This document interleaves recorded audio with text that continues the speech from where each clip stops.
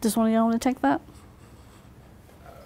I personally think the hardest is to show that you can't maintain a minimal standard of living and are not going to be able to ever pay the debt in the future.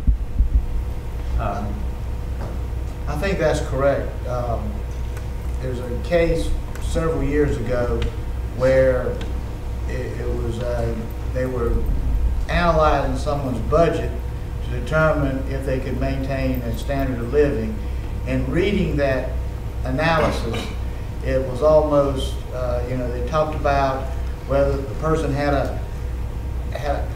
whether they could, instead of the person claimed they needed food because there was a truck driver and had to go to restaurants, and the circuit judge, the Fourth Circuit judge in that case, it wasn't Judge Burris, it was a different judge, said, well, the person could make a sandwich and didn't have to go to restaurants. So that was the real hard standard that they used. Now, sometimes I've seen cases where that standard has been, there's been, because of the circumstances, it may be, a little bit different, but I've seen some cases where that standard has really been scrutinized. So I agree with him that that's the first hurdle you get over.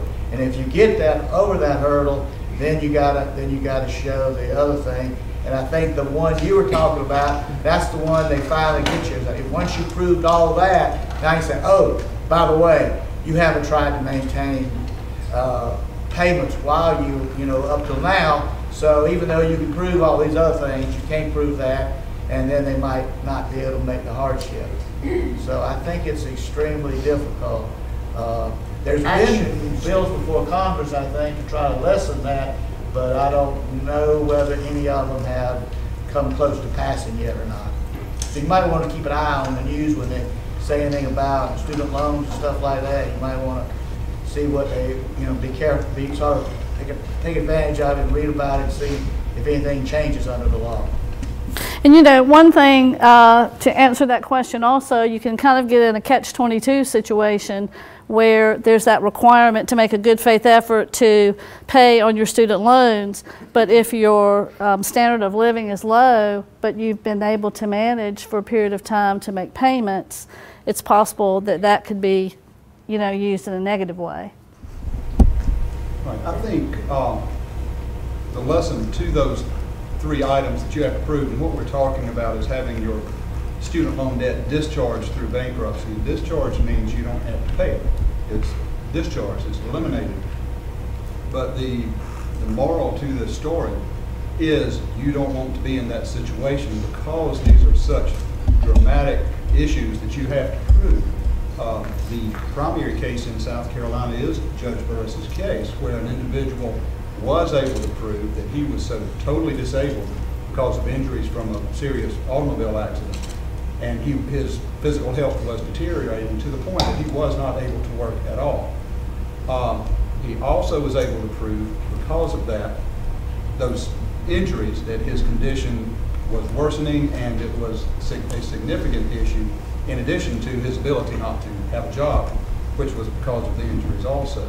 So he was able to show that he could not maintain even a minimum standard of living for himself, which is a horrible position to be in. And secondly, that was because of a variety of things, and that they were expected to last longer than the term of his death, which meant for him lifetime, and he was not an old individual, but he was disabled permanently. Then thirdly, what he did do, in spite of all of that, was while he was asking the court to discharge this debt, somehow managed to continue to pay on the debt till he filed his bankruptcy. So there are a lot of conflicting issues, but when you look at that overall in its totality, it's a horrible situation to be in. So you probably have to assume you don't want to have the ability to discharge your debt in bankruptcy because it's a pretty serious circumstance. And Susan, one thing, he's talking about discharge in bankruptcy. One thing that people make, if you owe a regular debt, there's a certain period of time they have to sue you for it if you don't pay it. That's called statute of limitations. Or there's also several things, ways in South Carolina, if you owe a debt, they can't garnish your wages to collect the debt. But student loans is set up there, I don't think there is a statute of limitations on student loans. So you can not pay your student loans, you know, when you first get out of college, you get 20 years later down the road, and then all of a sudden they decide to come collect your student loan. If there was a credit card debt or if it was a promissory note or something like that, you say, wait a minute, 6 years or 3 years has passed, you can't collect the debt. You can't do that in student loans. And if then all of a sudden you get a notice from the student loan collection department saying, we're going to take 15% of your salary every week, every month, every week. If that was a regular creditor in South Carolina, they couldn't do that. If they tried to do it, it might even be a violation of Consumer Protection Code.